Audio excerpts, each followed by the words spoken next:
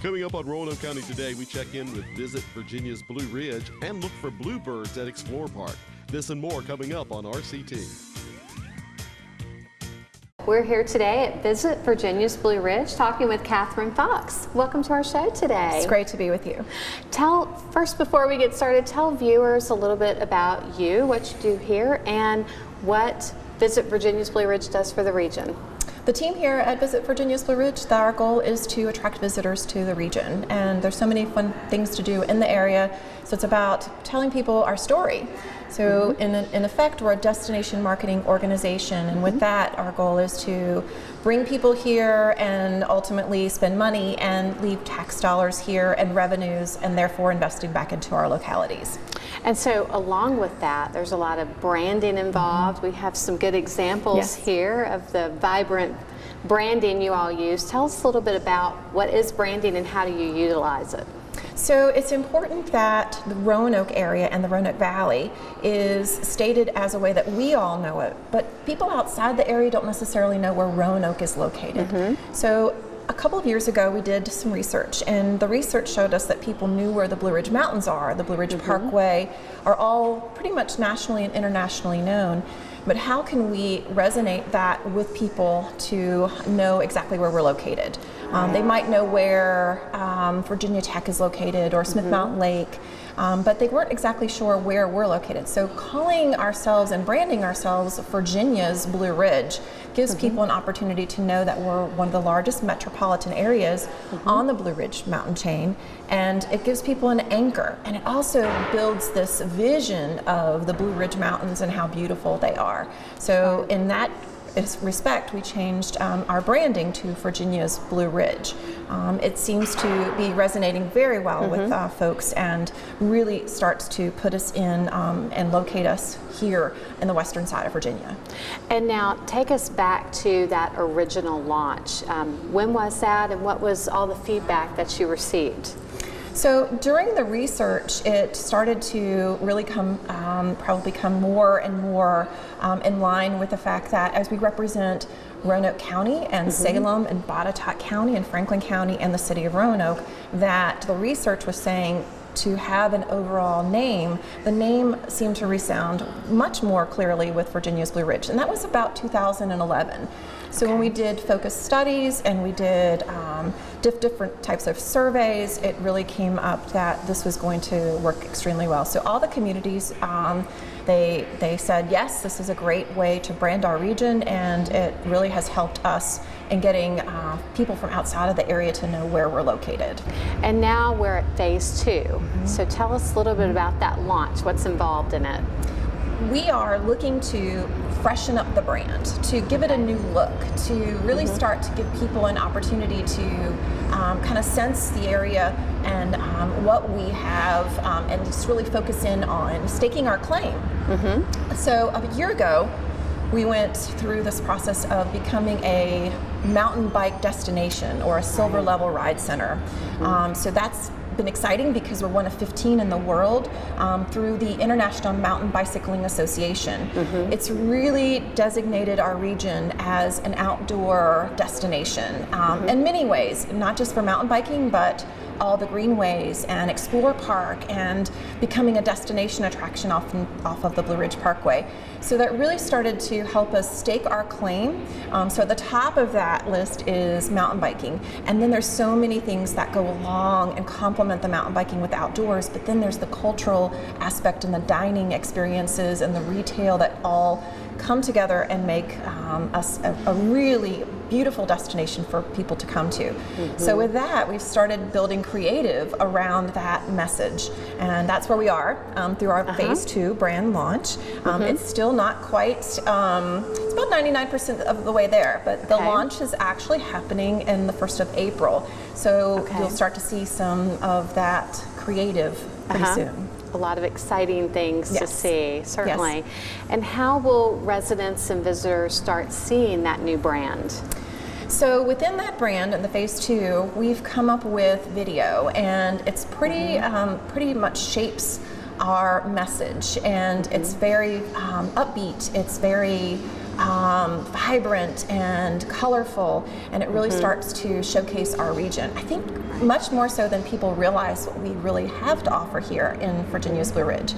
So we're going to really highlight that in a big way through this video, and then we're going to pare it down a little bit. So you'll see it through some of our local media outlets. We'll start to resonate that a bit.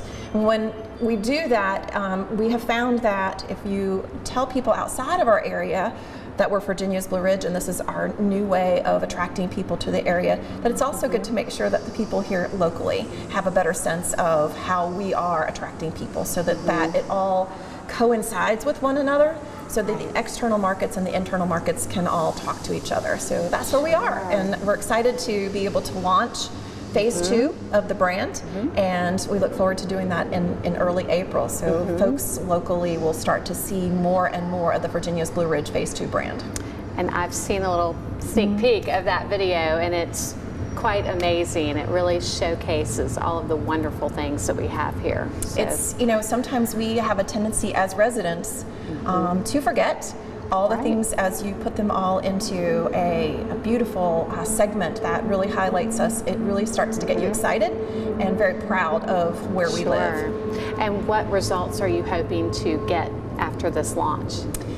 So after this launch, I think what we want to do is heighten the visibility through the phase 2 brand launch.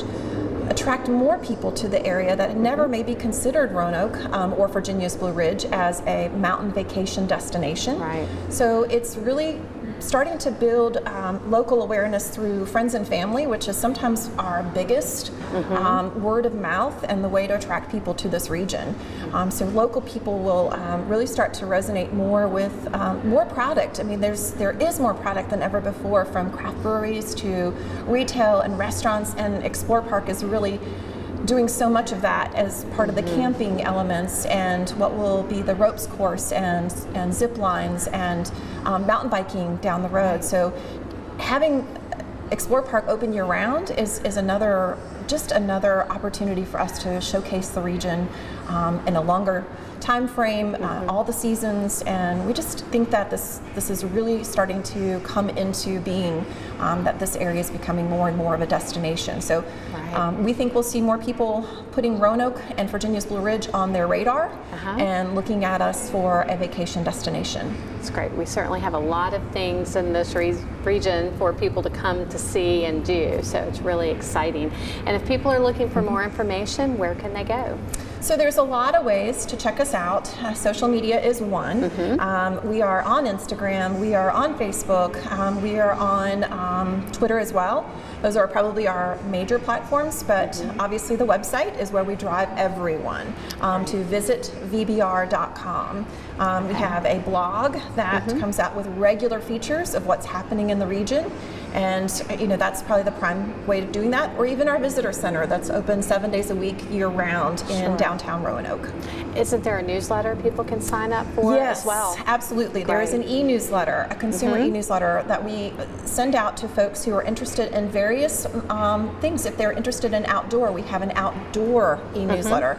We might have a arts and culture e-newsletter that goes out, or friends and family or family outdoor e-newsletter. So there's a lot of things that people can resonate with and get something more on a regular basis. Right. What's fun is that the number one thing that people come to our website for in many ways is our calendar of events.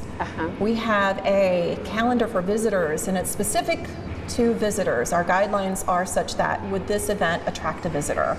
So when people are looking to plan their events, they can work around those, or if people are looking to plan a vacation, or when they have friends and family come and visit, they can look at this event calendar and really get a lot of good information. Right, so very useful tool. I use it all the time, so I encourage people to certainly go there and sign up for a newsletter as well. Absolutely, we appreciate that. Well, there's a lot of exciting things going on here. Looking forward to the Phase 2 brand launch. So I hope we'll be back to visit with you and the team here in the future and see how things are going. Absolutely. We look forward to that. Sure. And thanks for joining us today. Thanks for having me. My name is Brian Klingenpeel, and I'm the Community Outreach Coordinator for Roanoke County Fire and Rescue. It has certainly been wet in our area for the past year, and that trend is seemingly going to continue. Of course, we also live in a valley, which means that when it rains, it runs down the mountains and can potentially start to fill up the valley, making us more prone to flooding around here. So let's take some time to review some flooding safety reminders. So I think one of the important things to start with is the difference between a flood watch and a flood warning that might be issued by the National Weather Service. A flood watch simply means that conditions are favorable for flooding. You should be prepared and know that it could happen, but it also may not happen. A flood warning is much more serious. It means to take action. Oftentimes a flood warning is issued when flooding is imminent or is already occurring. A flash flood warning also means to take action. It is issued when a flash flood is imminent or occurring. If you're in a flood-prone area, you should move immediately to high ground. A flash flood is a sudden violent flood that can take from minutes to hours to develop. It's even possible to experience a flash flood in an area that isn't immediately receiving rain. Now that we know the difference between a flash flood watch and a flood warning, let's talk about some safety actions that we can take during a flood. First of all, it's very important to stay informed. Water levels and the rate of the water flow can quickly change. So you should listen to radio and television, including NOAA Weather Radio if possible. Check the internet and social media for information and updates. Secondly, get to higher ground. If you live in a flood-prone area or are camping in a low-lying area, get to higher ground immediately. Also, obey evacuation orders. If told to evacuate, do so immediately. Lock your home when you leave, and if you have time, disconnect utilities and appliances. Also, you should practice electrical safety. Don't go into a basement or any room if water covers the electrical outlets or if cords are submerged. If you see sparks or hear buzzing, crackling, snapping, or popping noises, get out. Stay out of water that might have electricity in it.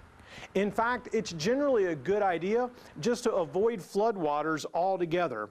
Don't walk through floodwaters. It only takes 6 inches of moving water to knock you off your feet. If you're trapped by moving water, move to the highest possible point and call 911 if you can. Do not drive into flooded roadways or around a barricade. Turn around, don't drown. Water may be deeper than it appears and can hide hazards such as sharp objects, washed out road surfaces, electrical wires, and chemicals. A vehicle caught in swiftly moving water can be swept away in seconds. 12 inches of water can float a car or a small SUV, and it only takes 18 inches of water to float larger vehicles. Roanoke County Fire and Rescue wants you and your family to be safe during these spring months when we typically see a lot more rain. So please be weather aware. If you would like more information about these safety tips or any others, please feel free to call me at 540-777-8718, or you can find us on the web at roanokecountyva.gov/fire rescue. My guest today is Chris Beaver, our Director of Management and Budget for Roanoke County. Welcome to our show. Thank you, Amy. Glad to be here. Well, it's budget season, and we always like to talk with you and see how things are going with the budget. So tell us a little bit about the process. Sure. There's an internal process which kicks off in September when we begin developing our capital budget. That really goes through about to the end of the calendar year. And then after the calendar year, we get into the more external budget process where the documents are released. We begin having conversations with the Board of Supervisors. We proposed our capital budget on January 22nd. The county administrator will propose his operating budget on March 12th.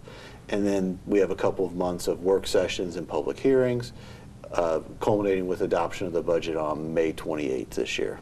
So it's quite a lengthy process. It is a very lengthy process, yes, but it's a very important document, and Absolutely. it helps state the Board of Supervisors' policy priorities. Right. Are there any particular items worth noting in this year's budget? Well, Amy, this budget will probably be a status quo budget. We do have some revenues, but we also have expenditures that keep going up as well. So we're working to get that balanced right now.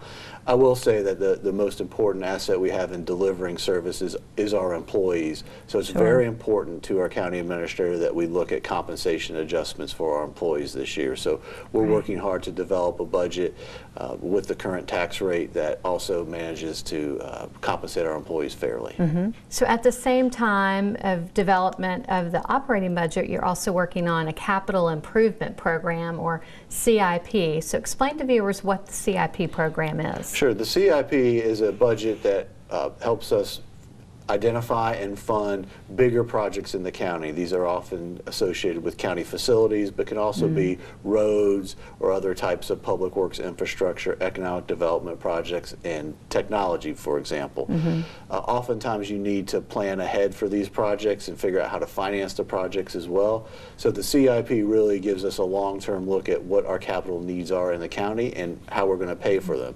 It also helps represent a statement of board's priorities, our board's priorities related to these projects.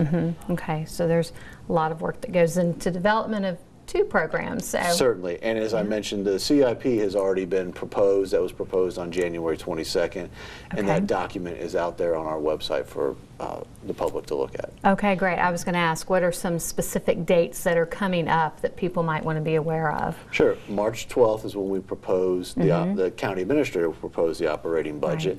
Then we have public hearings scheduled for April 9th and May 14th. And these are this is a chance for any citizen or anybody really to come and speak on anything in the budget process. So these are part of the regular meeting. Anybody can sign up to speak on any topic they want with the budget. We also have a series of work sessions in March and April with the Board of Supervisors where we really dig into what's in the budget so they understand what's in there, and then they can make changes if so necessary after the county administrator proposes.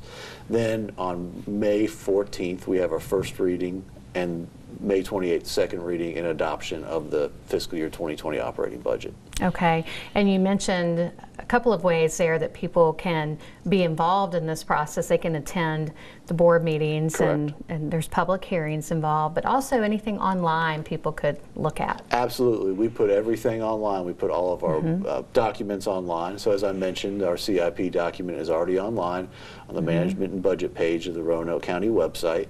When the operating budget is proposed, that will be online. We put all of our work sessions online. So we've been having work sessions since the fall. Those are all online. Budget memorandums we provide to the Board of Supervisors based on specific questions. Those are online. And then there's a place online where if you have a comment or need to ask a question, you can email it to our office and we'll be glad to answer that. Of course, you can also call our office as well. Very good. So it's a great way for people to get involved in the process and understand it better. Sure. We want to be as transparent as possible because the budget is so important to service delivery in the county. Right. And that's RoanokeCountyVA.gov. Correct. And look for the budget development page. Yes. Okay, very good. Well, thank you so much. I know there's a lot of work going on in your office for the development, and I know you're looking forward to May when everything is done. Yes, we are. Yes. Well, thanks so much for joining us and giving us an update. Thanks, Amy. Okay. I'm talking today with Chief Howard Hall, Roanoke County Police Department. Welcome to our show. Hi.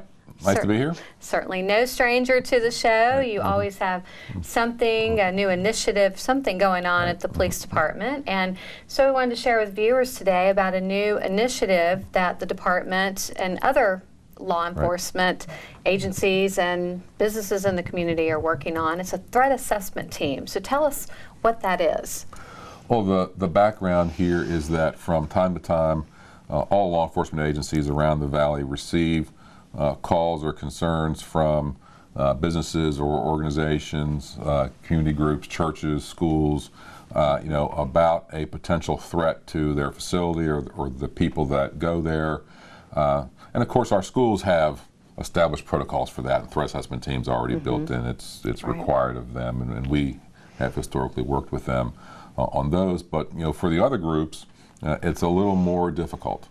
And it's oftentimes difficult for our responding personnel to assess whether that threat or situation, is, really a threat, or, somebody who just perhaps said some things that they might regret.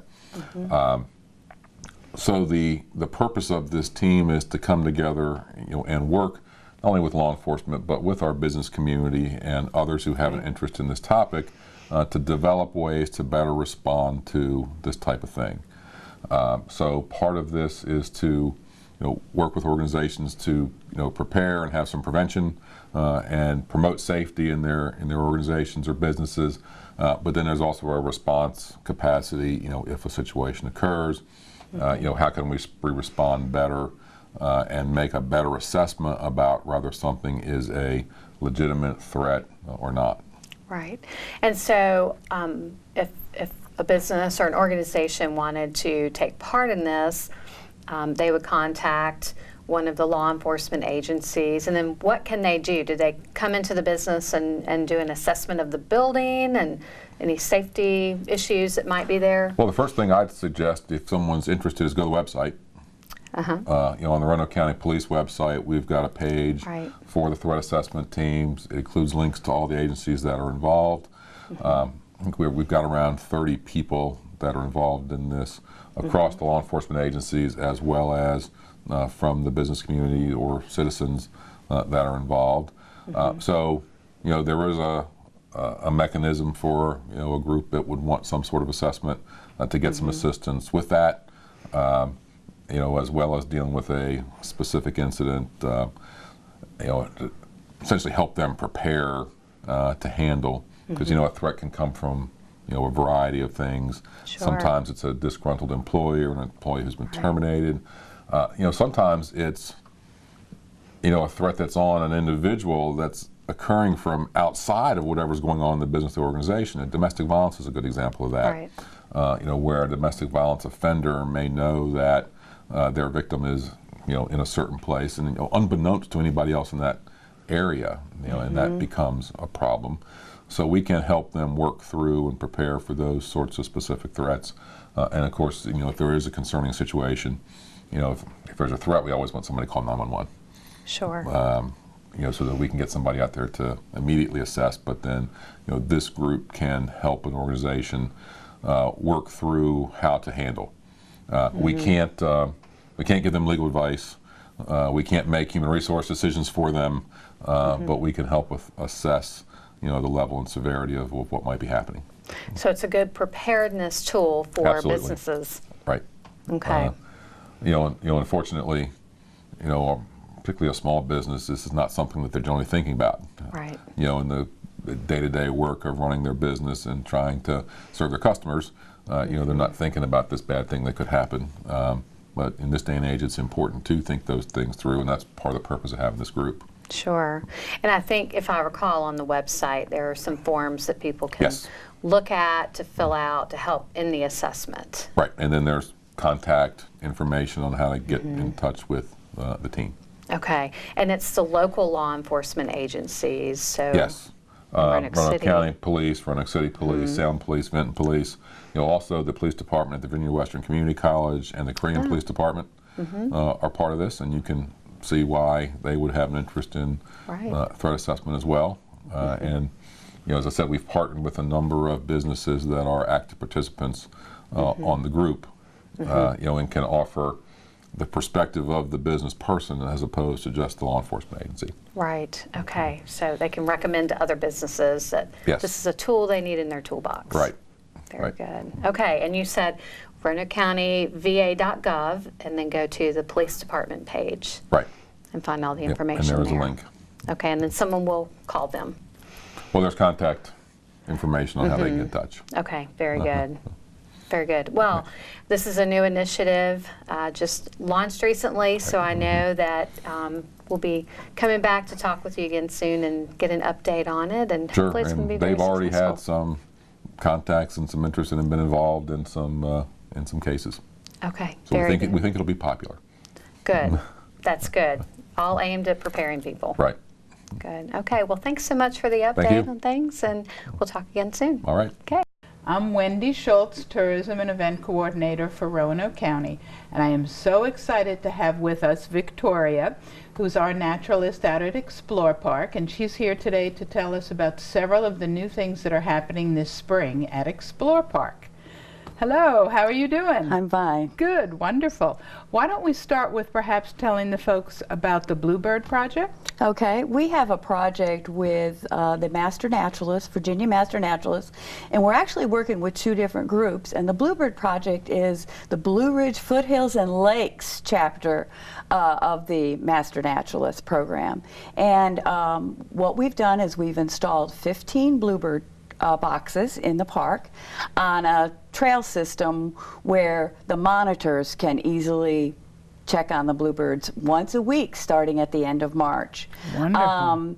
Bluebirds are cavity nesters, and it's important that we provide homes for them because of so many habitat loss and stuff like that. Great. So once a week starting in at the end of March, excuse me, they will be monitors checking and seeing if there's babies and things like that. So it is on a regular trail, but we ask people that are hiking there just to observe and not touch the boxes and stuff like that. But hopefully we'll get bluebirds nesting there. Wonderful. Now why don't you start to also tell us something about the new backpack program that's in development for the Right. park. The backpack program is another Master Naturalist program. I love my volunteers. Yes. And this is the Roanoke Master Naturalists that have taken on the backpack program. And the backpack program is a program where people can go to the front desk and they can check out a backpack that's theme directed. We're having 6 backpacks, and eventually. Right. That's the final goal. And there's ones on birds, there's ones on trees. We actually have in them, we have, like it's the tree one, they're going to have tree books and all kinds of activities written up to do with the tree books. If they're doing the pond one, there's going to be some little nets and information on what they're seeing in the pond. Great. We're going to have, again, activities, life cycle models, all kinds of books and things like that in the back, binoculars. So it's going to be packed with pretty much everything you need to do a really good study and observation of the topic you've picked. And in fact, the topics we have are going to have our trees, wildflowers and pollinators, pond life as well, which includes aquatic insects, animals in general that live in the park, and then nature and weather and birds. Now tell me a little bit about the wild things. There's lots of excitement about the wild things. Well, actually, I've been doing the wild things for a while. You have, that's true. But now, now that the park is ramping up with camping and all kinds of other special things going on, people are getting more excited about the Wild Things. Wild Things is the second Saturday of every month in the spring and summer. And maybe a little bit into the fall. But each month we have a different topic that's seasonal. Like in March, I'm doing frogs, toads, and salamanders because it's the beginning of the breeding season and things like that. So we'll have that at the park. And then the following month... Excuse me, but folks meet at the Visitor Center at what time? The Wild Things is always from 1 to 3 at the Visitor Center. Great. And that is a free program. It is a free program, and what it is it's not a workshop, it's not a hike, it's information. So you can stop by any time between 1 and 3. Perfect. And you have done it fabulous, because I've been there when the program's been going on, and it's very, very well received. Yeah, you do a fabulous job. Yeah, it seems to be well received. Great. But, different topics every month. Fabulous. Well, thank you so much for coming and letting us know a few of the new things that are happening at the park. And we're just so excited. Again, there's so much going on this spring. Please be sure to check our website, www.explorepark.org, to get all the information about everything upcoming at Explore Park.